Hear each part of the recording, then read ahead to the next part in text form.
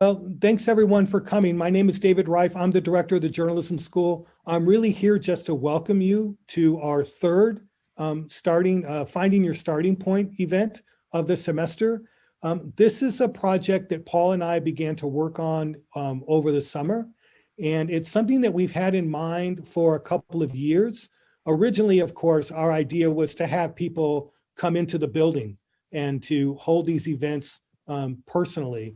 The logistics of that are fairly daunting, particularly getting our very busy alumni to come back to Iowa City in a non-football weekend can be very difficult. And so that was something that was preventing us from really pulling the trigger on this project. COVID, one of the few benefits of COVID is it forced us to think more creatively about online education and holding events online. And so Paul and I agreed that it was a good idea to start doing these events remotely. We know this isn't the perfect forum that all of us would prefer to be on campus together, and we're hoping we can do that again, but we're very happy to be able to establish this program online. This is our third event this semester, and I think Bailey and Paul, who've been to all three now, will agree that it's been a pretty good success. We've had a lot of student interest in these events, a lot of engagement with alumni. We're very happy to welcome alumni back to the school and to have them interact with students. And so from my perspective, I think this has been a great new program that we hope to continue, just like speed networking has been in continuance for now a decade in the years to come. I want to thank our alumni for coming back and being willing to talk to our current students. One of the things you learn about being a journalism student is that our alumni love us and they love to come back and give back. And we're hoping that our current students will watch the former students modeling this behavior. And when you go out, Bailey and the rest of you, into the world, you'll come back as well and give back to our current students 3, 4, 5, 7 years down the line. So thank you very much, alumni, for taking your valuable time to speak with our current students. I want to thank Bailey and Paul for organizing these events.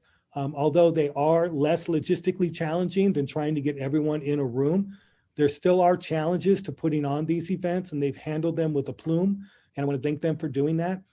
I'm going to stop here and just thank all of you for coming and hand it over to Bailey so that we can get started with the event. It's nice seeing you all. Bailey? Thanks, Dr. Reif. Yeah, let's get started. So this installation of the Finding Your Starting Points webinar is to focus on careers that use writing. So today we have Ashley Orman, who's Deputy Lifestyle Editor at Cosmopolitan, Lauren Smiley, who's an independent tech journalist who's been published in the New York Times and Wired and a multitude of other national magazines, and then Jake Abrams, who has founded Bram Creative and worked for a bunch of really reputable companies. And then we have Dora Marquez, who's a digital editor at TriStar Event Media. Why don't we start off by having each of you talk a little bit about how you use writing in your role? Let's start with Ashley. Okay, how I use writing in my role. Well, I write every single day. Sometimes that means writing my own copy. Sometimes, most of the time, that means rewriting other people's copy as an editor. It includes doing little projects for the social team. I had one that went up today, so go check out Cosmo's Instagram. What else? I'm always writing, basically. Let's go to Jake. All right. Hi, everybody. I'm Jake. Just to put it in perspective a little bit, most of my career I've been a TV producer. So I've produced multiple shows, the Steve Harvey Show, Windy City Live in Chicago, if any of you are familiar, several shows in New York for VH1.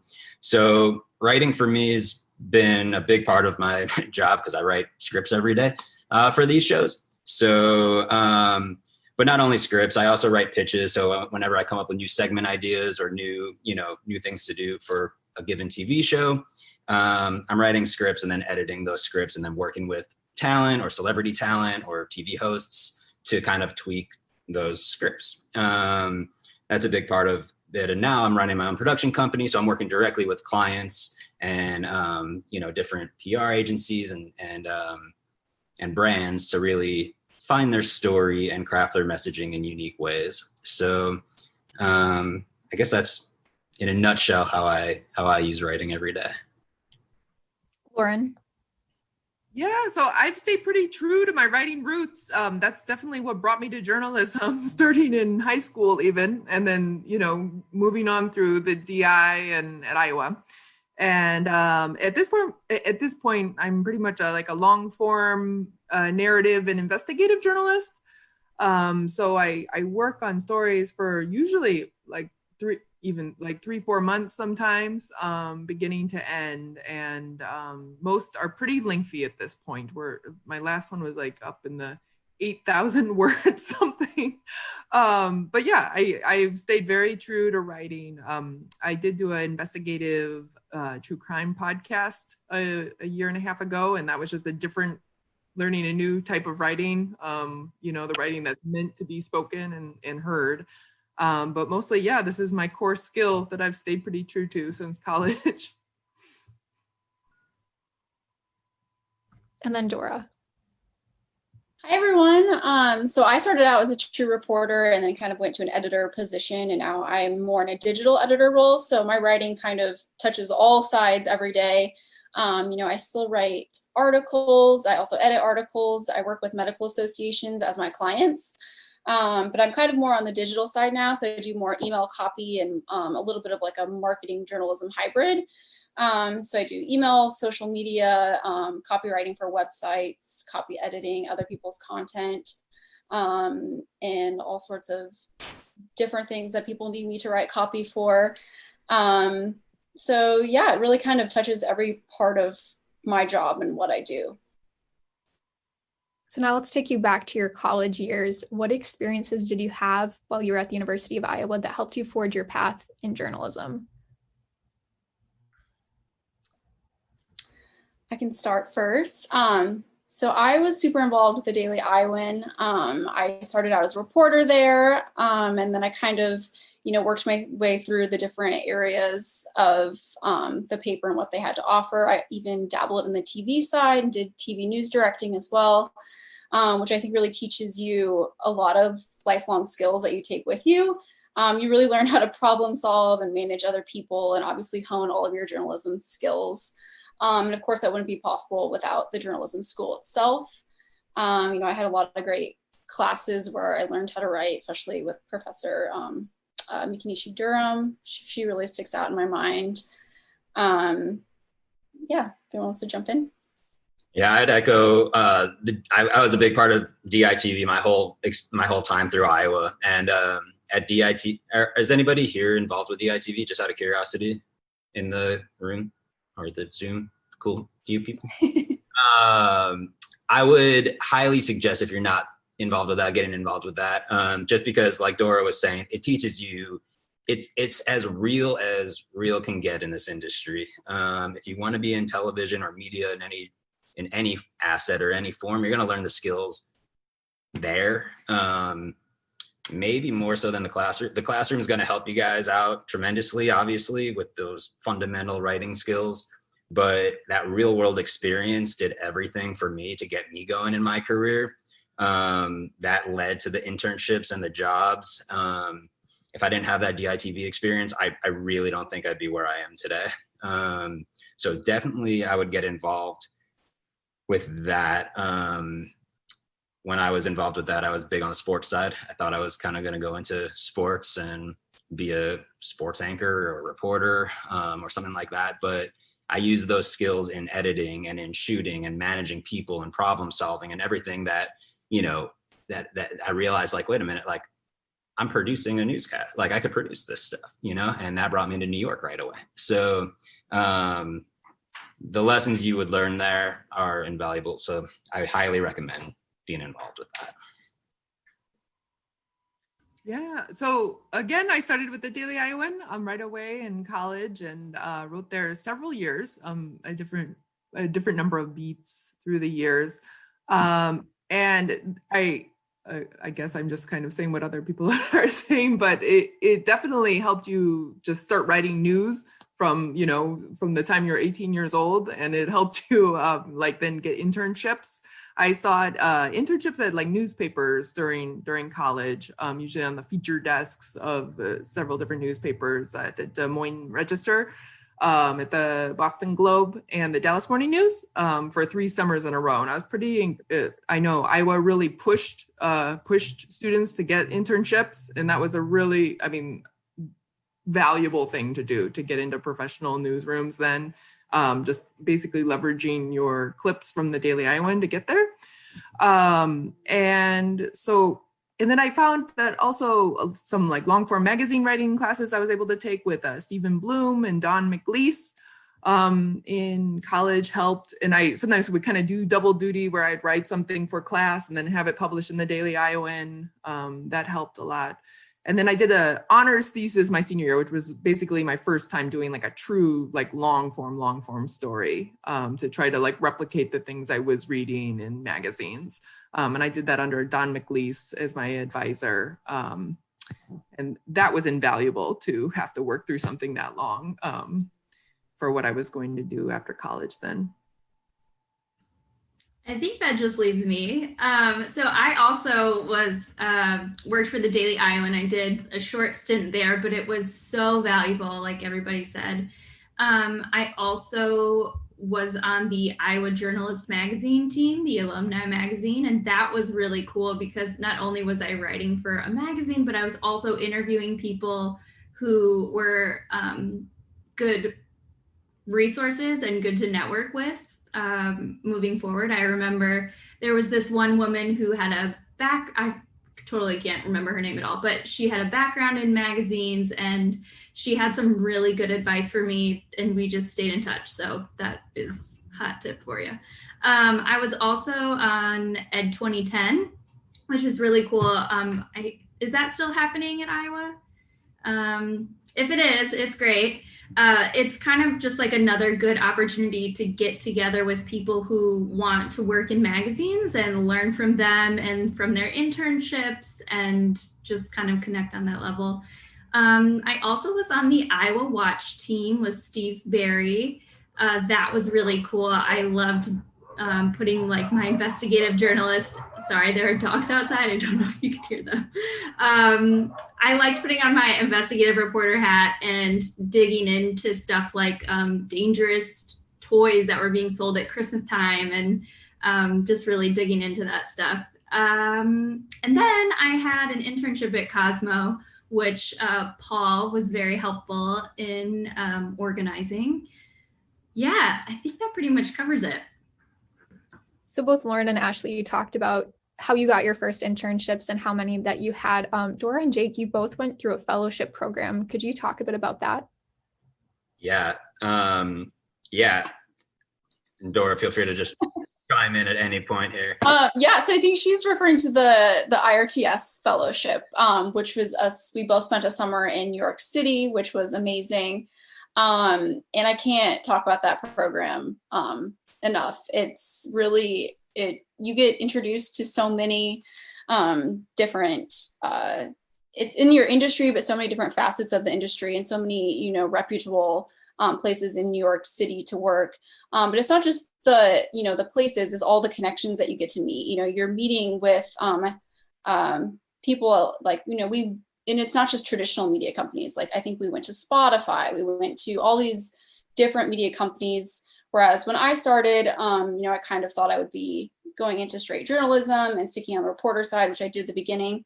But that really opened my eyes and opened my network and the possibilities, especially in this new age of media, where there's so many different opportunities where you can use your writing skills, whether it's a traditional media company or, a company like Spotify or something like that. But it's a great program. Jake, I don't know if you want to add. Yeah, basically just to add on to that, this program every year brings about 20 students from all over the country to New York City to go through a fellowship where we meet a lot of very cool people in this industry. heads of major companies. So one of the key takeaways that they teach you about when you go through this program is like the art of the informational interview, which is something that I think everybody should start now, if you haven't already. And that's something that like we did a lot of, which led to building relationships and jobs in this industry. But basically, if you don't know what it is, it's basically just reaching out to somebody to get some information about their career, not to ask for a job, not to ask for an internship, but just to kind of start the building blocks of a relationship. So you can learn more about what they do, how they got to where they are. And then, you know, like the side note there is like, you're building a friendship with this person. And when you need something down the road, maybe you'll have that already set up with them. So, I could help any of you guys, you know, craft that a little more and teach you more about that. But that's a really important thing as you're looking for internships and jobs to start doing. And that's definitely something that we learned. Yeah. And it's great to always keep those connections up too. Even like you haven't talked to them in a while, you know, go back to them and keep kind of conversations going. Because like Jake said, if you ever, you know, do want to move to New York down the line and are looking for a job, you have those connections already sort of started and they can connect you to someone else. And the bigger your network, you know, it's really about who you know. A lot of times, of course, your skills are very relevant, but who you know is really important too, in fostering relationships and your job and career down the line. I can't stress that enough. Yeah. So let's flip to your careers now. What's the most challenging part of your job? Has COVID-19 benefited or hurt your industry? Let's go to Ashley first. So the most challenging part of my job in general is doing all the things. So the Cosmo team is all digital, all print. Everybody does everything all the time. And so managing all of those responsibilities with like, you might be pushing one issue out the door while pitching for another one and editing one in between. And then, you know, you might have a digital feature that you're working on, or, you know, you just have like 3 SEO stories that you have to get up per day, just to keep like the internet coming to your site. Yeah, so it's just everything all the time. But if you like being busy, then it's great. With COVID, I think, you know, a lot has happened in the last 7 months, not only with COVID, but also with Black Lives Matter. And I think in general, it's really opened our eyes as a company and specifically as a team to ways that we need to be more inclusive in the type of content that we're producing and the type of team that we have. So we've kind of just pivoted in a way that makes me feel really proud of my team. Yeah, like for example, we were pushing the, I think it was the June issue out the door. It was like a couple weeks before Ship Week, which is like when everything has to be done and perfect and sent to the printer. And, you know, the Black Lives Matter movement started really picking up steam, and we had to like get rid of several stories and just come up with new content that fit the moment and fit our readers, and, you know, really told our readers that we know what you're going through right now and we want to be there for you. Yeah, so that has been a huge challenge. And then there's also been, you know, people leave on the team and we've had a hiring freeze. So that means, you know, more people are taking on more work. It sounds like that is going to go away soon, which I'm thankful for. I'm trying to think of other things. But on the positive side, I've been working from home since the second week in March, and I have never been happier. I wear my sweatpants every single day. And yeah, I hope we can keep that going for a while. So let's go to Lauren next. Yeah, as far as COVID, I mean, so it's been a tough time for the industry for sure. Several places, I'm sure you've read, have, you know, had major layoffs this year. And we had a big magazine out here on the West Coast, was California Sunday magazine for long formers, and it recently, like last week, just folded completely. So business wise, it's been a tough time. For reporting, when COVID first hit in March and April, I launched into this story for Wired about the sort of the saga of the Diamond Princess cruise ship, which was that first ship that had this like huge COVID outbreak as it was docked there by Japan, by Tokyo. And it was funny because it was like the most international story, like one of the most international stories I've written in my entire career, but I never left the sofa I am on right now to report the whole thing. I was talking to people all over the world. But yeah, never left my house the entire time. So that was incredible. And then I had to get permission from On High and Wired to travel during this time, but I did go to Washington State for my most recent story, and it worked okay. I had my face mask on the entire time and just kept some hand sanitizer in my rental car. And most people talk to me like on their porches or in their driveways or something, but it still worked, and it was still worth it to go in person. There's just so much texture you get when you go somewhere in person. So for COVID, it hasn't actually affected me personally that much. I've been able to keep the reporting process rolling. Let's see, what was the other half of the question? What's the most challenging part of your job? I mean, it's simply doing the journalism. It's getting access to people to talk to. For long form journalism, you're usually pretty dependent on, having access to people over time. And I write about crime a lot. So I'm often like writing people in prison to talk to me about, this crime that they were indicted for or whatever. So just the sheer challenge of doing the stories themselves and seeking access, and it continues to be a challenge. And that's why journalism is also good. And you don't get sick of it. It's the new challenge every time. I'd like to switch gears here to just keeping us moving through these questions. What advice for those of you who see job applications or hire people, what advice do you have for people who are graduating in December in the middle of a pandemic? It's kind of a tough time with all these hiring freezes. Yeah. Jump in. Oh, sorry, Jake, you go first. You go ahead. Good. Okay. So first thing I would say is, I feel that it's tough to get a job in this industry in general. So I think these tips apply to any time. The first thing I would say, when you're writing cover letters and resume editing, focus on quality and not quantity. You might feel like, oh my God, I just have to apply for as many jobs as I possibly can. But I think what gets lost is your knowledge of the brand and the voice, especially with a writing reporting job.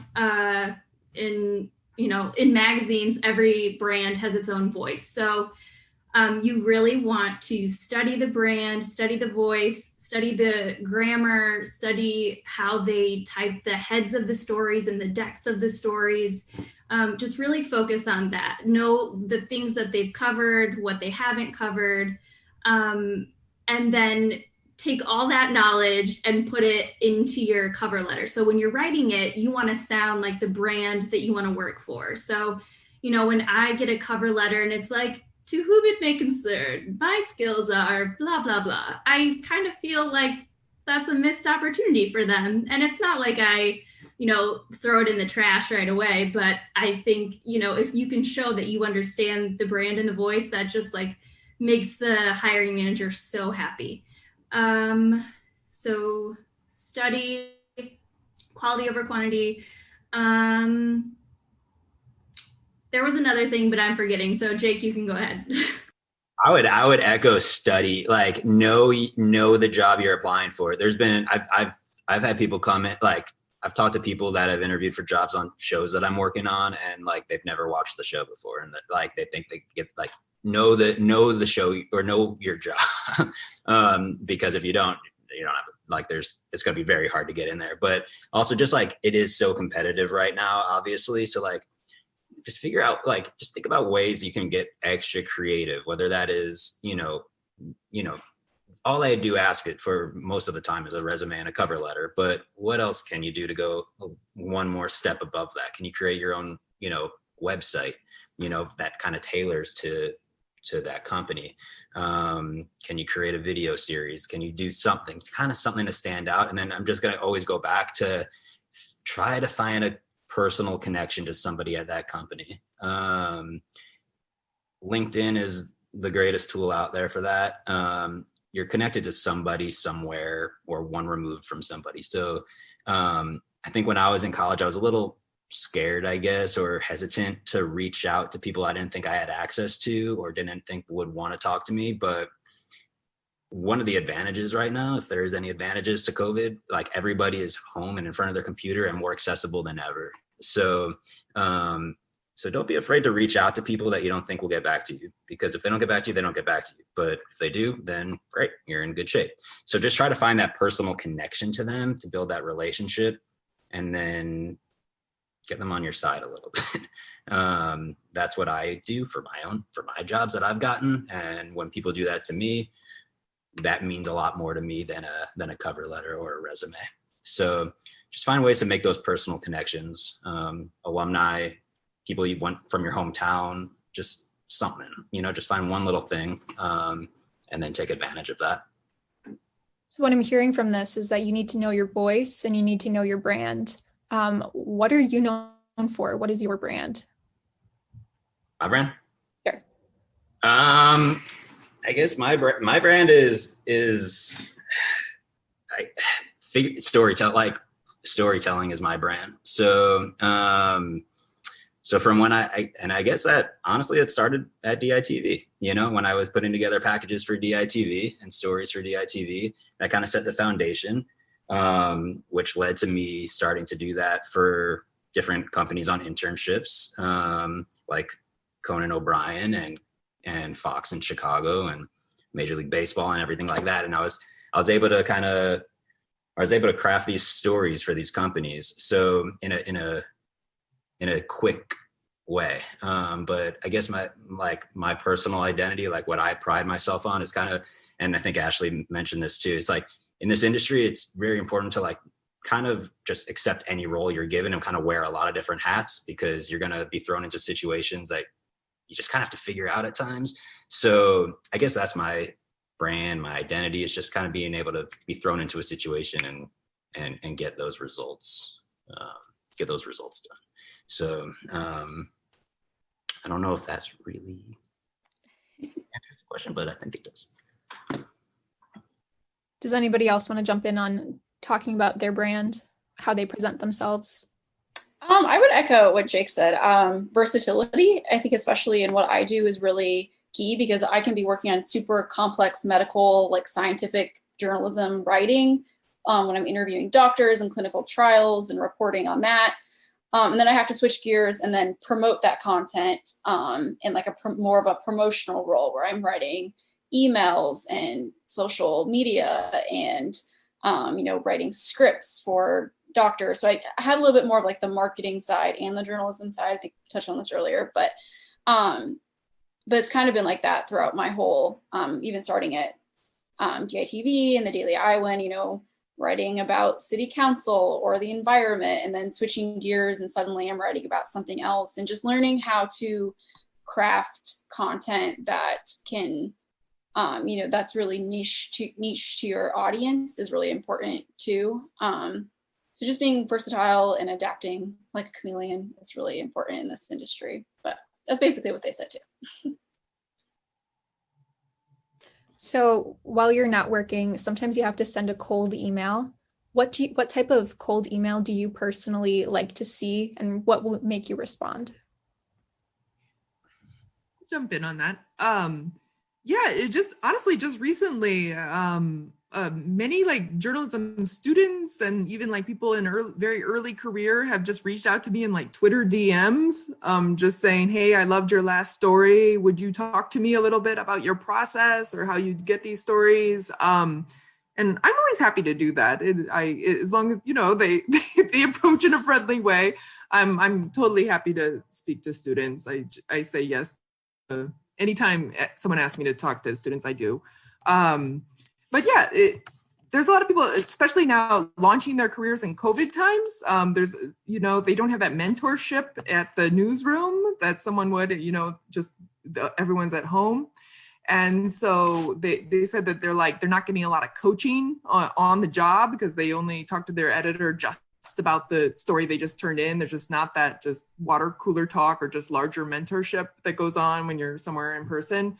And so, yeah, a few kind of earlier career people have just reached out to me wanting some tips on investigative reporting and careers and how to get into magazine writing. And I would just say, yes, exactly what Jake said, just be shameless in writing people introductory emails and express interest in their work and ask for maybe just a quick chat on the phone. And it's never going to hurt you to do that. They may say yes, they may say no, but nobody's ever going to be like, well, don't give them a job. I mean, it would never go against you to do so. It's only going to be a plus. So I really encourage people to reach out. And this is just my opinion, but also I wouldn't be afraid to be specific with what you want. Like sometimes I get emails that are just kind of very general and very open-ended. But if you have a specific question or want a specific time to talk, that always kind of makes it stand out to me personally. So that's just my opinion. But I wouldn't be afraid to be like, hey, I saw you were doing this. I'm working on this and I'd love to get your feedback on this. Do you have time to chat tomorrow afternoon? Just something a little a time and an agenda in your a purpose to the email. That always helps, in my opinion. I would also add that you should not be afraid to follow up. 80% of my email is spam from publicists. No offense, Dora. But yeah, so a lot of times I'll need someone to write me an email and then I'll see it and then I'll forget and then they'll follow up and I'll be like, oh yeah, that one cool Iowa kid. Sienna, looking at you. She's someone I've talked with on the phone. She's awesome. Anyway, so yeah, follow up, be annoying. It's not as annoying as you think.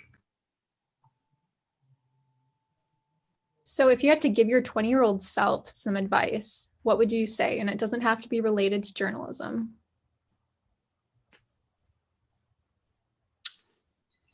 I would say that I'm not really a publicist, FYI. But I would say take all the opportunities that you can get and don't be afraid to just go for them.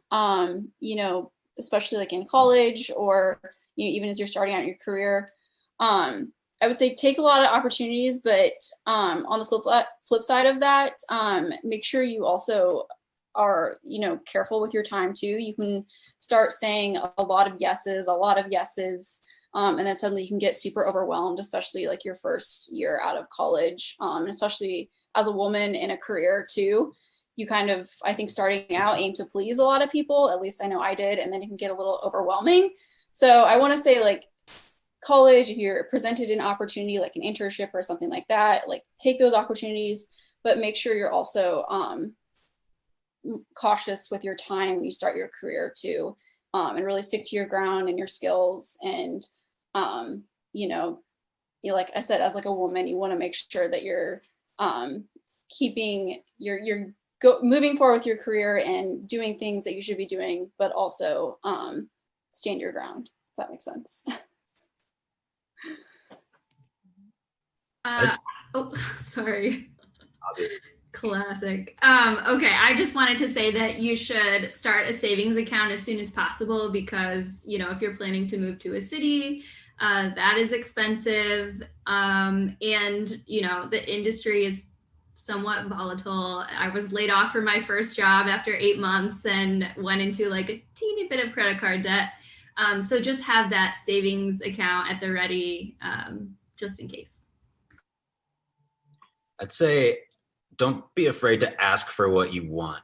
There are times in my career, especially in college, where I knew I wanted to do something, but I was kind of I'll just, I'll go through the steps and I'll, what happens will be meant to be and will happen at times. And And then I look back on it and I'm like, the times that I really got ahead were when I fought for something, or when I went on and asked for something. So dream big, like go after your, like, well, there's two parts of this. Dream big, go after your dream jobs. Don't be afraid to ask for that, but also like take the experience where you can get it, because every job that you're going to have is going to be a building block to that next job. And you're going to learn things in everything that you do. And that's why it's good to just say yes to most opportunities, because every experience and every job you get will be a building block, and you'll learn things about yourself and the industry and everything. So dream big, but also, take each experience you get to get to that step. That would be my advice. Yeah, I think I would say I've been interested to see, I'm maybe the oldest person on this panel, I'm not sure. But I've been interested to see how much the decisions you make in your 20s really do add up by the time you enter your 30s. That, all these decisions you make on the internships and the fellowships, and even where you decide to move after college, that I found, like, for example, my first internship was in San Francisco. After graduating from college, I came here for a 6-month internship. Or I guess it was a fellowship, and then it turned into my first job. So then I was here for 5 years. And then all of a sudden, all my connections in life are in San Francisco and the West Coast. And so I've remained here. And I don't think I quite understood. I thought I was coming to San Francisco for 6 months, and here I am 13 years later. And I just think if there's some dream you have, or specifically a geographic place you would like to land in or be a part of, like if you want to be a reporter in DC, if you want to be a reporter in New York, I would try to find a way to get there as fast as possible, because that's then where your network is going to be, and where you'll know people, and where you'll find the next job from there. So if you're dreaming of being a journalist in DC, I would try to find, your first step, right, and just go for it. Yeah, let's talk about the moves. So Ashley's in New York City, Dora is in Atlanta, Jake is in Chicago, and Lauren is in San Francisco. When you guys had to make the move, obviously you guys started in Iowa City. Could you talk about that experience? What advice do you have for people who are planning to make those moves? I've moved a bunch. I've lived in New York, LA, and Chicago now. So I've been in 3 different states in about 9 years. It's tough, but it's worth it. I mean, it depends where you are in your life and what your goals are. But for me, I wanted to be in TV, and obviously like LA and New York are the 2 hot spots to do that. So, if you're able to make that move and have that experience, like I highly recommend it. If you want to be in television or really media in any asset, like the networking in those cities are obviously amazing. And the more people you meet there, the more opportunities you're gonna should present themselves. But it is hard. It is hard to keep moving. So it really depends on your style and your preference. But when you're young, like right after college, like if you're able to make the move, I highly recommend it. It's just going to get you a whole new perspective on the industry. When I moved to New York and started working at VH1, like I took what I knew from college, but like that's when like college 0.2 started, like that's when the next chapter of my like education started, really. So I highly recommend making a move to one of those 2 cities if you can, and if you want to be in media on the national level. If you don't, that's cool too. I thought I was my original plan was to be in a local market doing television, which has its benefits as well. So it really depends on what you're looking for in your career. And if you start in Iowa, it's never too late to go try somewhere else and make adjustments. I have a really quick tip. So if you're applying for a job in New York or wherever, but especially New York, don't put your address on your resume. Do not tell anybody that you live in Iowa or Wisconsin. If you know someone in New York, see if you can put their address on your resume. Or you can meet with HR, or when you get that interview, you can say, you know, I don't live in New York City right now, but I'm planning to move like next month or something, and just lie, because that's how you're going to get out here. And then once you get the job, then you have to move out here. So it's not that bad of a lie. I did that and it worked out. Yeah, I guess most of my life I can attribute to one meeting of like when I was in college with this recruiter for this alt weekly chain at the time, the Village Voice Media sort of alt weekly chain. It's kind of fallen apart since, but this was a big deal back in the mid-aughts. And they had a recruiter that would go out to colleges around the country and, you know, hit different state schools throughout the country and just be sort of surfing for talent at the college level. And the year that I wanted to talk to this guy, he was going to Iowa State and not Iowa. And so I emailed him and just asked to meet him in Des Moines because that's where he was staying for the night. And so I just kind of made my own interview because he wasn't coming to Iowa that year. So I went to Des Moines, met with this guy, and that is how I got the fellowship after college to come out to San Francisco. Is I think he always remembered the person that like drove out special to see him in Des Moines because like he didn't come to our school that year. And yeah, as I say, that's kind of determined everything that's happened since. I have a little bit of a different, I guess, story, but so actually my junior year summer of college, I did another fellowship in Washington, D.C. with the Washingtonian magazine through the American Society of Magazine Editors. And then the following summer, I did the IRTS fellowship in New York City. So for me, that was kind of the experience that I wanted and I needed. I still have connections. Like I said, fostering connections is super important. I still have connections in DC. I still have a lot of connections in New York. But then I actually stayed in New York, I think like a month or two after my IRTS fellowship to kind of look around for jobs and make more connections. But then I moved back and was a reporter at the Kansas City Business Journal in Kansas City. And then I ended up switching jobs to the job I have now. And then I ended up moving to Atlanta, not for a career decision. It was my husband actually got a job here, so we moved there, but I actually kept my job and worked remotely pre-COVID, which actually kind of worked out because now everyone's working remotely. And even moving from Kansas City, where it was close to all of my friends and family, to Atlanta was a little bit scary, but highly recommend, like everyone's kind of said, even Atlanta's a bigger market than the Midwest. And of course, mine is Chicago. And it's great, just like meeting people and getting a new take and a new connections and a new feel for a new part of the city, and not just for your career, but just like widen your horizons in general. It's very good for your culture and just learning about the world too. Dora, can you talk about your work-life balance?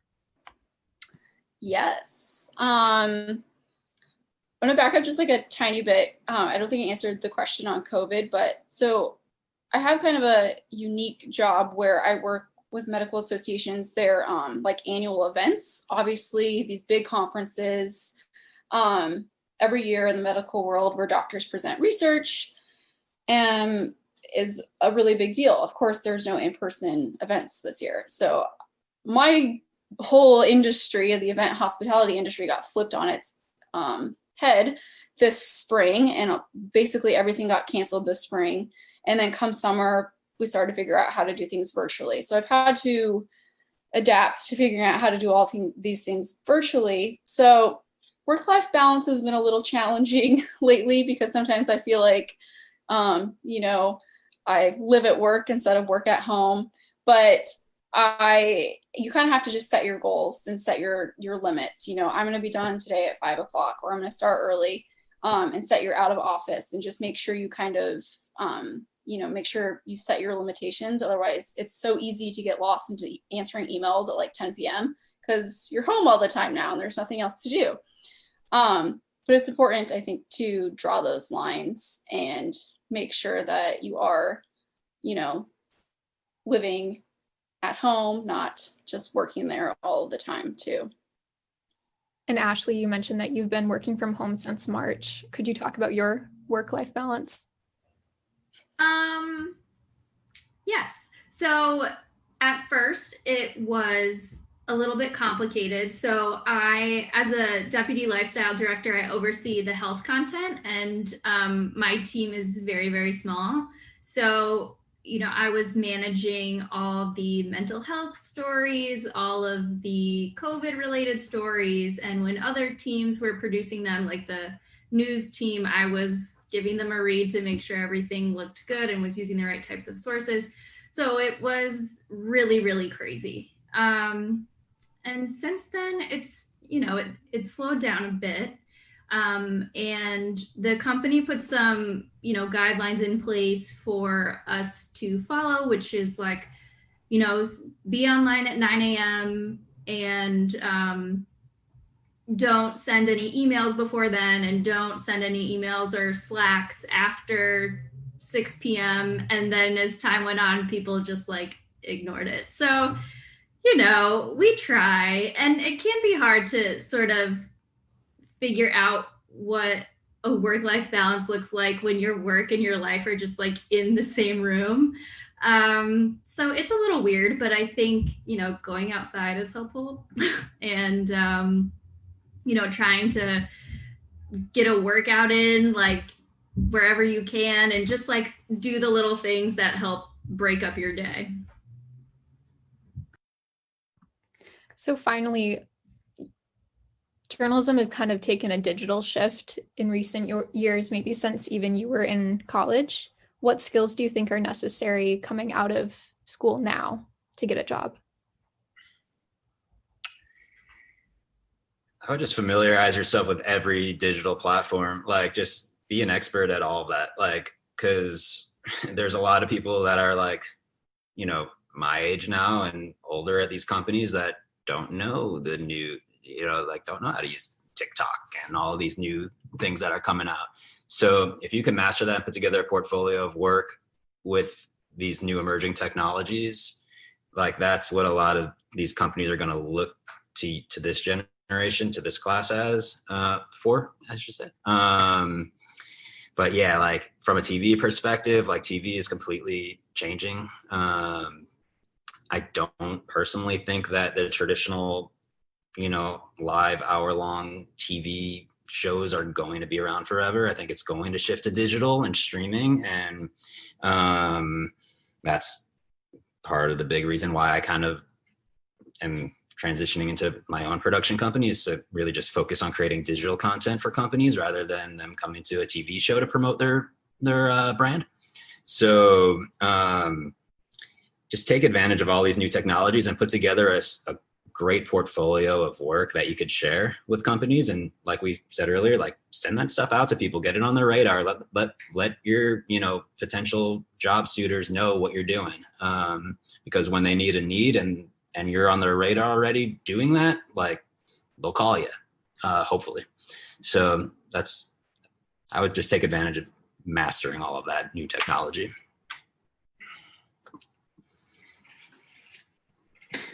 I think you can also reach out for informational interviews with people and use those connections to offer help, even if it's for free or really, really cheap.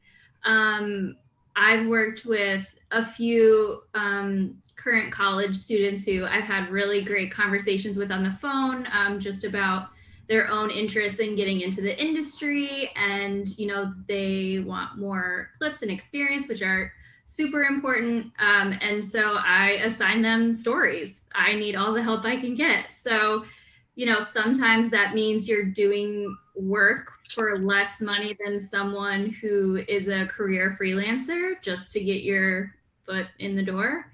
But how great does that look when you're still in college or you're just graduating and you have, a handful of clips under your belt that are at national brands or publications? I think, making those connections and offering your skills are great. And I would also say that it's really good to like be a master of social media, but don't feel like you need to be a social media manager just because you like know how to use TikTok. I think knowing how to use those platforms like for story ideation is like, well, I mean, I also don't deal with social medias, but to me as an editor and a hiring manager, knowing that the person that's incoming can use those platforms to come up with story ideas like, oh, this crazy workout is trending on TikTok, like we should talk about whether it's safe or not. Like those kinds of things are super important. You don't necessarily have to go like full social media editor, if that makes sense.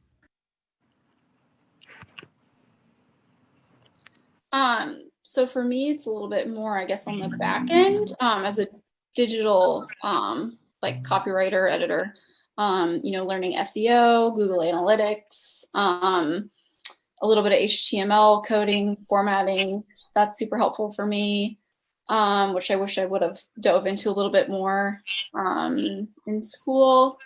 Also like UX copywriting when I'm copywriting for websites and helping, developers design websites. And of course, any of the softwares, you get pretty familiar with that, like all the Adobe suite and everything like that. You kind of teach yourself, but I wish I would have done that a little bit more earlier on. And Lauren, I'm not sure if you caught this question. What skills are necessary going into the industry now? Yeah, sorry about that. I lost internet connection for a second. It just kicked me off. I'm sorry. Yeah. So digital skills that are necessary? Just skills in general, to be honest. Oh, okay. Okay. Honestly, I would say if you're an excellent reporter, it's really hard to replicate that or fake that.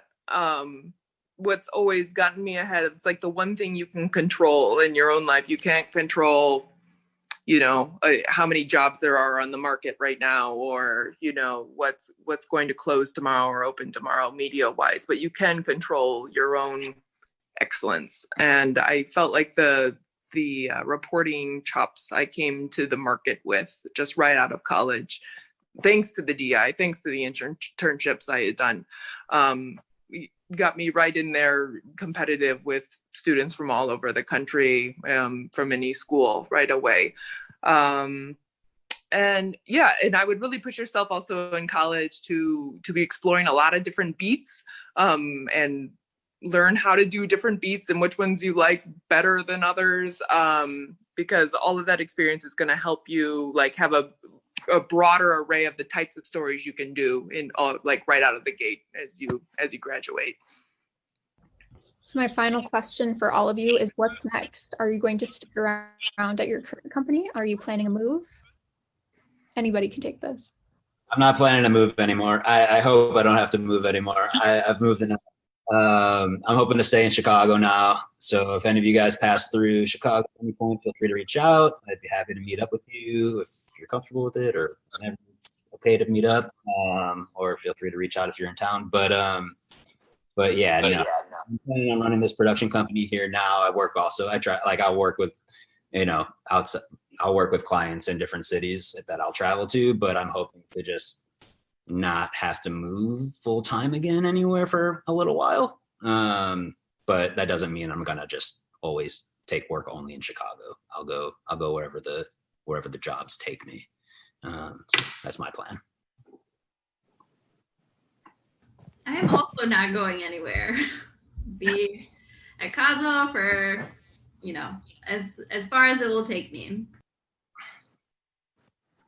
Mm-hmm. Yeah. Yes. So I've kind of committed at this point to freelancing. I've done this several years now, and freelancing is something that kind of builds with time. It honestly takes a few years to get where you want to be and to figure out the equation of what places you're going to want to work for and want you to work for them and pay well, pay a living wage. To figure out that whole equation it's a challenge, and it takes several years, I would say, to really build up to where you want to be. So at this point, I do feel pretty invested in my career as a freelancer. It would actually take a lot to convince me to go indoors at a company at this point. because it's actually, it seems in these days, it's actually kind of the less stable thing to do. Then you're completely, you could be laid off. And I think a lot of us in media have been laid off at one point. It's just the way of this industry. Continuing to build my freelance magazine career and writing more stories for more magazines. I don't know. I feel like I'm still pretty early in my career, so I think I could still go anywhere. I like my job, but maybe explore a little bit of a different kind of, still like the writing field, but maybe a little bit more into the tech industry side. I like Atlanta a lot because I've only been here for a year now, so the world is my oyster. Not really committed to anywhere. Well, thank you all for taking an hour out of your night to talk to our students here. We all appreciated your insight, and it was so great hearing your stories. Thanks for having us, appreciate it. Thank Thanks you. Super fun. Reach Thanks out so much. anytime. Cold emails. They're awesome. Great to see you all. Thanks so much.